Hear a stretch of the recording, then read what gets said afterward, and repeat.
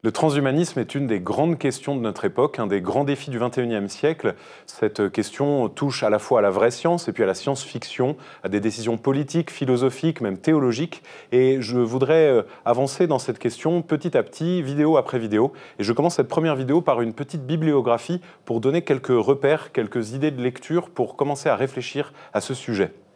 Je propose d'abord le livre de Laurent Alexandre et Jean-Michel Beignet, « Les robots font-ils l'amour ?», qui est un excellent livre qui présente en 12 questions, 12 enjeux du transhumanisme, des questions à la fois liées à la robotique, liées à la biologie, liées à l'éthique en général, et qui est assez abordable, qui est très simple et qui est très bien écrit. C'est un débat entre ces deux personnes qui ont des positions assez opposées sur la question du transhumanisme et qui est précieux à lire. Ensuite, il y a Luc Ferry qui a beaucoup réfléchi à la question transhumaniste. Il a écrit donc La Révolution transhumaniste et il y a d'ailleurs une vidéo sur YouTube d'une conférence que je mettrai en lien en bas de la vidéo et qui explique très bien ces enjeux des révolutions industrielles qui produisent des révolutions économiques et qui produisent du coup des enjeux éthiques importants avec en particulier le transhumanisme comme révolution qui dépasse l'homme et qui empêche l'homme d'être homme.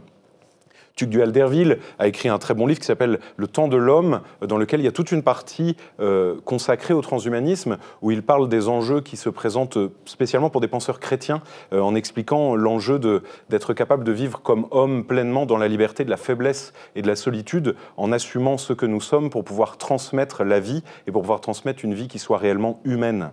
Et ensuite, il y a des livres plus spécifiques. Il y a L'homme nu de Marc Duguin et Christophe Labbé, qui est un livre plus sur les nouvelles technologies du côté des big data et sur la difficulté un peu Big Brother, l'enjeu d'être libre et d'être capable de décider de soi-même pour sa propre vie sans être obligé de suivre ce que d'éventuelles entreprises pourraient nous pousser à faire. Une question proche des enjeux des livres de science-fiction du début du XXe siècle, donc L'homme nu. Et puis ensuite, il y a Franck Damour qui a écrit des lettres ouvertes à Larry Page et Sergey Brin, les fondateurs de Google, un texte plus philosophique, plus profond sur la question de la finalité humaine. Heureux les mortels, car ils sont vivants. C'est le titre de ce livre. Et puis enfin, une pièce de théâtre de Fabrice Adjadj, Jeanne et les post-humains, ou le sexe de l'ange,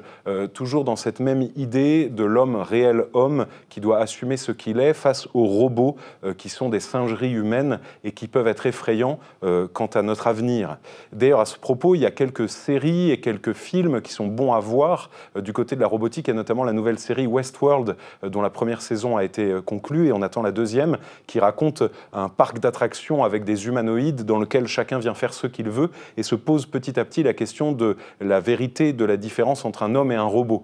Comme dans le film Chappie également, on peut voir aussi comme série dans l'enjeu transhumaniste des réseaux sociaux et des enjeux de l'informatique moderne, la série Black Mirrors, qui dans chaque épisode pose une problématique différente, assez effrayante, assez noire, mais qui permet de se poser des vraies questions sur ce que nous sommes en train de faire aujourd'hui pour demain. Donc voilà quelques éléments qui peuvent permettre d'ouvrir une réflexion. Et puis dans des vidéos ultérieures, nous essaierons de creuser petit à petit la question du transhumanisme pour voir en quoi c'est une idéologie réelle, une idéologie dangereuse et une idéologie à laquelle nous devons résister et comment le faire.